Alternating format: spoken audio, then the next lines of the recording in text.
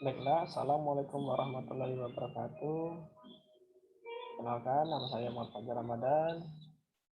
Di sini saya akan mempresentasikan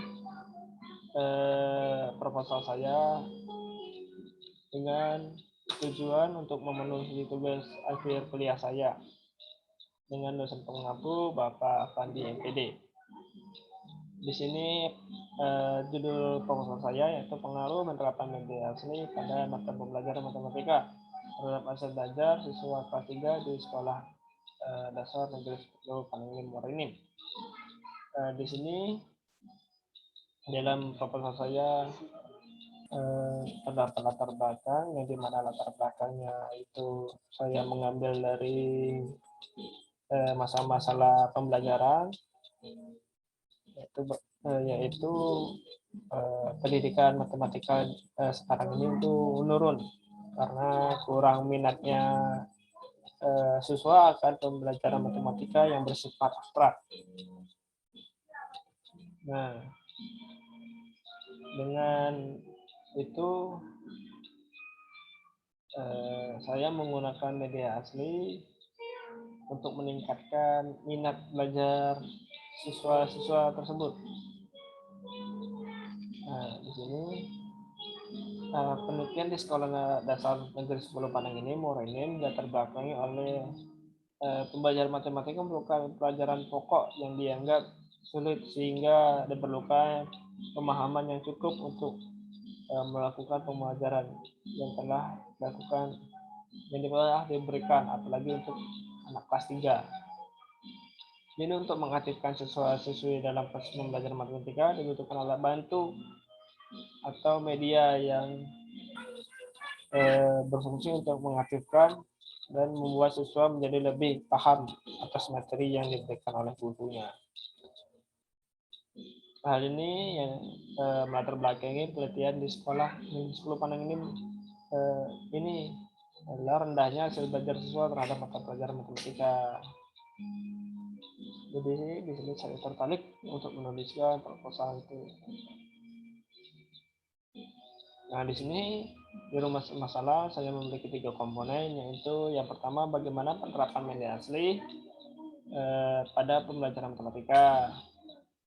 Dan kemudian bagaimana hasil belajar siswa sebelum dan sesudah penerapan media asli tersebut. Berikutnya yang terakhir yaitu apakah ada pengaruh penerapan media asli terhadap hasil pembelajaran. Di sini saya juga memiliki 3 komponen batasan masalah. Nah, di sini penerapan media asli yang dimaksud adalah penerapan media benda asli yang dipakai dalam proses pembelajaran matematika, sub, bahasan, dan media pengukuran dan pecahan. Nah, yang kedua yaitu hasil belajar yang dimaksud adalah hasil belajar yang dilihat dari tes mata pembelajaran matematika di kelas 3 di Sekolah Negeri 10 Panengin Muara. Kemudian subjek penelitian adalah siswa kelas 3. Tujuan penelitiannya itu untuk mengetahui bagaimana penerapan media benda asli. Yang kedua untuk mengetahui bagaimana hasil belajarnya sebelum dan sudah penerapan media benda asli tersebut. Nah, yang ketiga itu untuk mengetahui apakah ada pengaruh antara pembelajaran dan media benda asli tersebut. Kemudian saya memiliki 3 komponen manfaat penelitian, yaitu bagi guru, bagi siswa, dan bagi penelitian. Bagi guru untuk meningkatkan pengalaman dalam pembelajaran, meningkatkan kreativitas dalam mengajar, dan menarik siswa dalam pembelajaran. Bagi siswa yaitu ilmu yang bermanfaat serta untuk meningkatkan pembelajaran siswa khususnya pada proses pembelajaran matematika. Bagi peneliti yaitu yang terutama pastinya wawasan dan ilmu pengetahuan yang dapat menyikapi secara profesional kondisi nyata di sekolah tersebut. Di sini saya memiliki kerangka teori. Di dalam kerangka teori saya itu terdapat pengertian benda asli yang diawali dengan pengertian media, dilanjutkan dengan pengertian benda asli tersebut, kemudian langkah-langkah penggunaan media asli. Dan di sini saja ada teori tentang hasil belajar, tentang matematika. Kemudian kita lanjut ke tinjauan pustaka. Nah, di tinjauan pustaka ini peneliti itu tidak menemukan yang peneliti terdahulu tentang membahas tentang media benda asli. Akan tetapi yang mirip-mirip itu ada, seperti kayak skripsinya Apriliani, yaitu membahas tentang pelaksanaan pendekatan pendidikan matematika realistik Indonesia terhadap hasil belajar media bangun datar di kelas 5 Madrasah Ibtidaiyah Nurul Yakin Palembang. Kemudian ada skripsinya si Zaimawati, yaitu pengaruh metode mengajar guru terhadap hasil belajar siswa pada mata pelajaran matematika di SMP Negeri 1 Pemungutan. Kemudian skripsinya Susanti, yaitu berjudul penerapan metode diskusi untuk meningkatkan hasil belajar siswa. Nah, kemudian kita lanjut ke bab yang kedua, yaitu landasan teori. Di bagian awal dari landasan teori itu ada teori dan konsep, yang dimana yang pertama ada pengertian, jenis-jenis, dan manfaat media pembelajaran. Di sini ada yang pertama dari landasan teori, yaitu pengertian media pembelajaran. Seperti yang kita tahu, pada umumnya pengertian media pembelajaran itu untuk membantu proses pembelajaran. Itu perantara yang tidak dapat disampaikan oleh guru secara langsung untuk mempermudah pembelajaran. Nah, yang kemudian itu ada jenis-jenis media pembelajaran. Nah, jenis-jenis media pembelajaran itu ada yang dirancang dan ada yang langsung dimanfaatkan, benda yang langsung. Nah, kemudian jenis-jenisnya itu dapat bisa dibedakan menjadi 3 lagi, yaitu audioaktif yang bersifat suara, dan media visual yang bersifat gambar, kemudian media audiovisual yang bersifat gambar dan suara. Nah, sedang di sini ada lagi media dapat dilihat dari daya inputnya. Media dibagi menjadi 3, yaitu yang pertama media dengan daya input luas, daya input terbatas, dan daya input individual. Nah, kemudian media dapat dilihat dari bahan pembuatannya, dari ada media sederhana dan media kompleks. Kemudian kita lanjut ke di sini ada manfaat media pembelajaran. Nah, seperti tadi, manfaat media pembelajaran itu untuk memudahkan pembelajaran, itu memperjelas, terus untuk menarik siswa, proses pembelajarannya lebih menarik, terus pembelajarannya lebih interaksi, efisien, dan meningkatkan kualitas hasil belajar, menumbuhkan sikap positif, dan masih banyak yang lainnya. Nah, di sini ada masuk ke media benda asli. Nah, media asli itu media yang benar-benar seperti kayak jam, pesawat terbang, dan media benda asli itu bukan hanya benda mati, bahkan benda hidup juga seperti tumbuhan.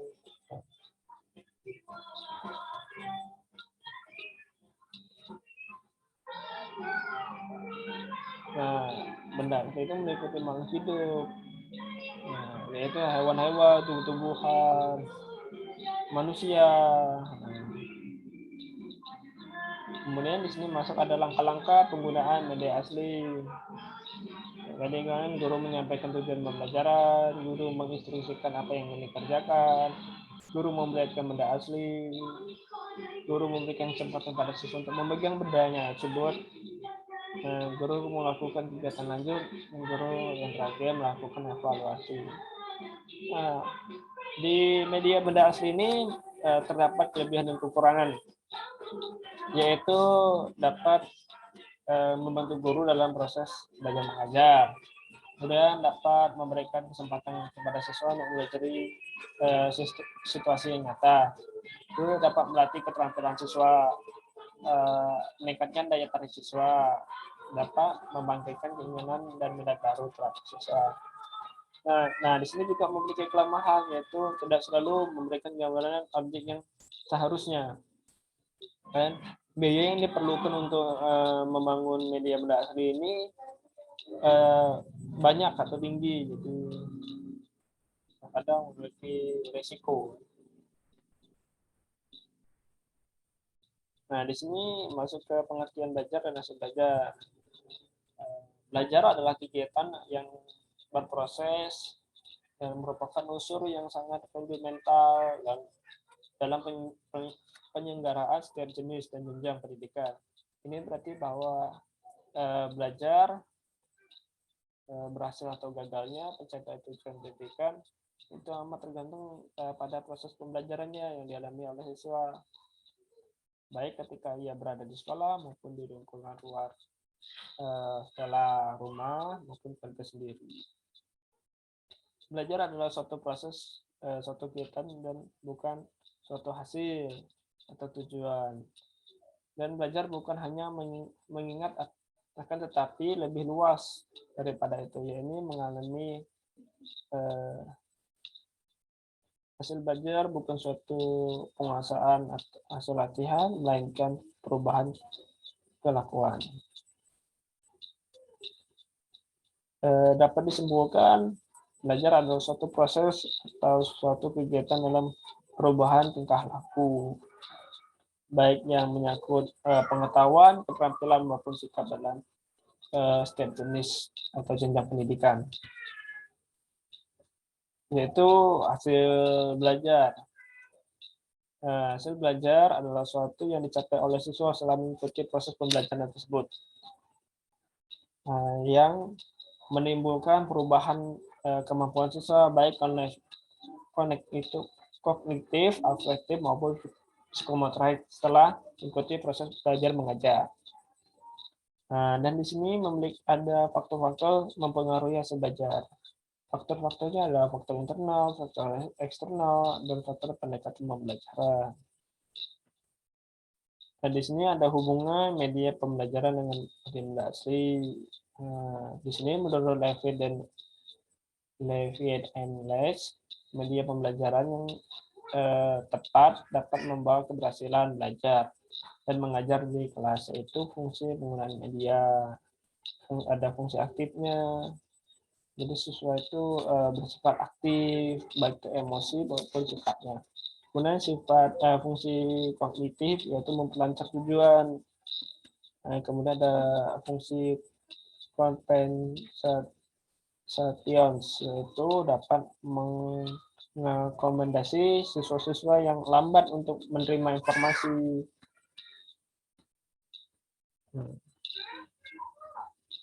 Kemudian kita lanjut ke pengertian matematika. Matematika itu yaitu berasal dari bahasa Latin matein atau matena, yang berarti belajar atau hal yang dipelajari. Nah, matematika merupakan salah satu disiplin ilmu yang dapat meningkatkan kemampuan berpikir dan berakomodasi, memberikan kontribusi dalam penyelesaian masalah sehari-hari dan dalam dunia kerja, serta memberikan dukungan dalam pengembangan ilmu pengetahuan dan teknologi. Jadi dapat disimpulkan, matematika adalah salah satu dasar dalam kehidupan sehari-hari yang merupakan bahasa simbolis dan universal yang memungkinkan manusia berpikir, mencatat, mengkomunikasi ide, mengenali elemen dan kuantitas dengan menggunakan cara bernalar. induktif atau deduktif yang memudahkan manusia berpikir dan memecahkan masalah kehidupan sehari-hari. Nah, di sini ada materi mata pelajaran matematika. Ya, di pertemuan pertama di pertemuan pertama yaitu menggunakan pengukuran waktu. Nah, menggunakan pengukuran waktu panjang dan berat dalam memecahkan masalah. Pertemuan kedua, pertemuan ketiga, pertemuan keempat, dan pertemuan kelima. Nah, ini menggunakan pengukuran. Nah, ini ada contoh benda aslinya yaitu timbangan untuk mengukur berat. Ada meteran, ada mistar. Nah, itu untuk mengukur panjang. Ini ada alat pengukur waktu, ada stopwatch dan jam dinding. Kemudian kita masuk ke hipotesisnya. Hipotesis adalah dugaan atau jawaban sementara terhadap suatu fenomena atau kenyataan penelitian yang dirumuskan setelah penelitian menjadikan suatu teori.